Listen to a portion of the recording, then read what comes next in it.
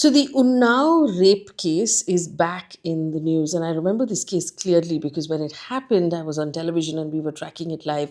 And at that point, I couldn't believe that such a thing was possible in our country. But the wonders never cease. And after this person was given a life sentence, the Delhi High Court has suspended that life sentence. Now the Supreme Court has stayed that order.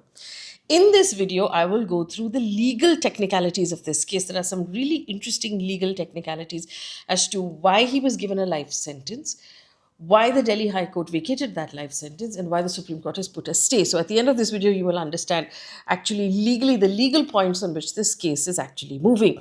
For those of you who don't know, let me give you a really quick recap on the case. So this happened in 2017. There was a rape of a minor girl in Uttar Pradesh. Now, note that I am not saying alleged rape.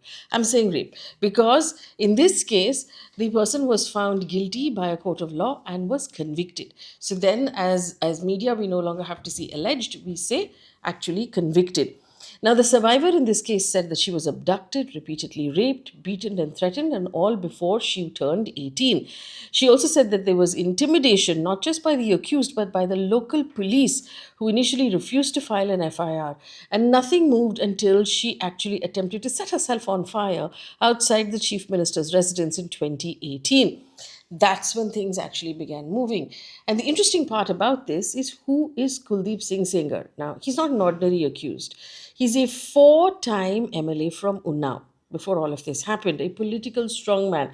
So he had actually contested elections from BSP, then from SP, then from BJP. So obviously he had no sort of loyalty to any one party, and he belonged to all of these parties. And this is important to understand. In 2017, he won the election as a BJP candidate, and it was the BJP's first ever victory in that constituency since independence.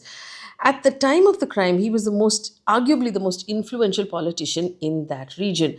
Now, once the survivor filed that case, there was systematic cruelty that played out. Her father was picked up by the police and beaten to death. He was assaulted and he died in police custody.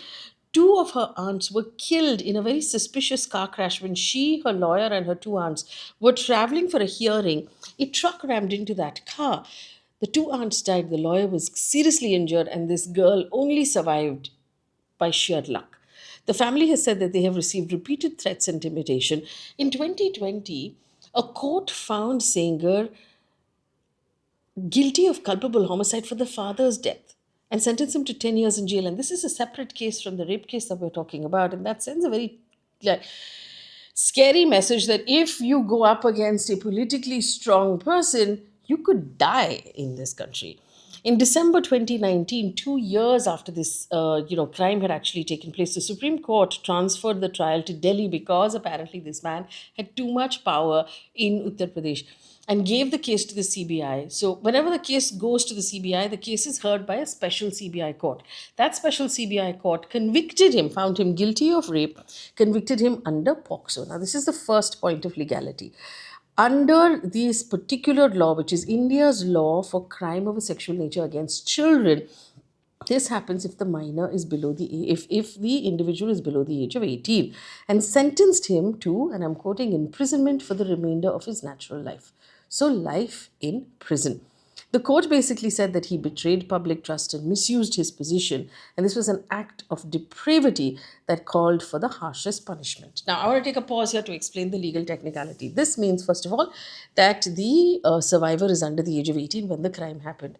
Secondly, under the law that India has called the POCSO law, which is, against any sort of sexual crime against children or those who are minors, there are different grades of crime. There's penetrative, there's non-penetrative, and it's divided into what is called aggravated assault, where it is particularly brutal, it's particularly penetrative, or if the person who is doing the assault is a person in power. So this is the focus, this is the technicality that I was coming to. Section 5C of the POCSO Act in India basically says that it becomes an aggravated penetrative sexual assault when the offense is committed by a public servant. So police, armed forces, jail staff, that sort of thing. And it goes into a category that calls for harsher punishment. Now, Section C of the POCSO Act says preventive provision under these offences will call for 20 years minimum imprisonment or the remainder of their natural life or the death penalty. Now, this clause has become controversial because the trial court under which he was found guilty said that as an MLA, he qualifies as a public servant, and therefore he has been found guilty of aggravated penetrative sexual assault under Section 5C, sentencing him to life in prison. Now, if it is not aggravated sexual assault, it comes under a category where the punishment is 7 years. If it's aggravated sexual assault, it's either 20 years or life in prison. That is the whole point on which this whole case is now being argued. Come now to where we are in December 2025. The Delhi High Court was hearing an appeal, suspended the life sentence, and granted him bail pending appeal, which basically means that obviously the CBI will come back and appeal. The reason was technical and crucial. It said that as an MLA, he doesn't qualify as a public servant under POXO. And so this is not an aggravated sexual assault. And so he actually comes under the 7 years in prison and not the 20 years in prison law. And he's already spent 7 years in jail. It's been almost 8. So, hey, we can let him go. That is what has happened. And of course, there was outrage when all of this happened. But it came to a very disturbing question. Are MLAs not people in power? Are they not public servants? Are they not to be held accountable? Do they not have extraneous forms of power that they can use against common people? These are all the arguments that have now come up. The CBI, of course, who is in charge of this case, has challenged the High Court order in Supreme Court, arguing that an MLA holds constitutional office, he exercises public power, and must be treated as a servant in all child protection laws. So the Supreme Court now, as of today, has stayed the High Court bail order, has said the case raises substantial questions in the law, and noted that it would be absurd if a constable is a public servant but an MLA is not. This is a Supreme Court observation. So Sengar remains in jail, and he's also serving, remember, that other sentence of 10 years on the custodial death. The Supreme Court, now let me tell you what happens from here onwards. Is this over? No, it is not over, not by a long shot. The Supreme Court has issued notice on the CBI's appeal challenging the Delhi High Court. It said basically the case will now formally be admitted for consideration in the Supreme Court.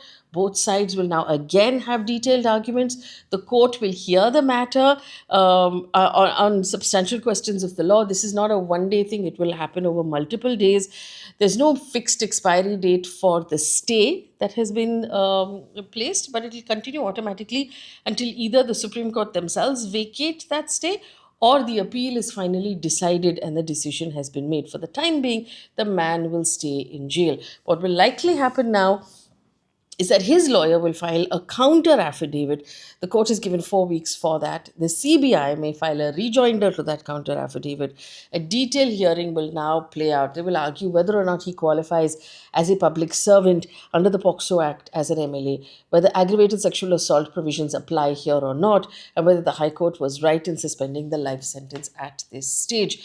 I mean, fundamentally, it comes back to just the same argument. If someone is powerful, if someone is rich, if they have friends in high places, does this mean that justice can never be served? The other thing for me that struck me about this case is the fact that, I mean, as it is, conviction in rape cases in India is extremely poor. Less than 1 in 4 actually sees conviction. 25%, that's abysmal rate, and it goes lower and lower depending on the difference in power and money and access between the two people involved. And it's never over. Even after you get a conviction, there is appeal after appeal after appeal, and there are overturns. And there is a legal system that will constantly allow for the person who has money and access and the ability to hire the fancy lawyers in Supreme Court to constantly be able to overturn that case. And as it stretches out over time, remember, evidence becomes old because a lot of it is biological. Witnesses sometimes die of old age because this goes on for so long. And it almost feels like after losing a parent, losing 2 aunts, losing perhaps what was any form or semblance of a normal life for this woman, she's still fighting. And she's still going to have to go to Tariq pe Tariq, Tariq pe Tariq, Tariq pe Tariq. I mean, that one dialogue from a movie, it means so much in this country. And that dialogue was, what, 20 years ago? And nothing has changed. It really brings us to. I'm hoping that the Supreme Court questions a lot of things and not just whether or not this law needs to be tightened a little bit to make it clearer. But this is deeply, deeply worrying. So, effectively, you could have someone who rapes a minor, who has her father picked up by the local police and beaten to death. So her father is now dead. Who has a truck ram into her car in an attempt to kill her and the rest of her family. Two of her family members are now dead. In spite of that, after he has been found guilty and sentenced to jail, even then, people are finding clarity in his argument. It really makes us wonder about law and order and the process of justice in our country. Leave me a comment in the comment section if you believe uh, that there needs to be a clearer way, or, I mean, from a jurisprudence point of view, everybody has the right to appeal. But at what point does the right to appeal become torture for the survivor who needs to, at some point, go on with her life?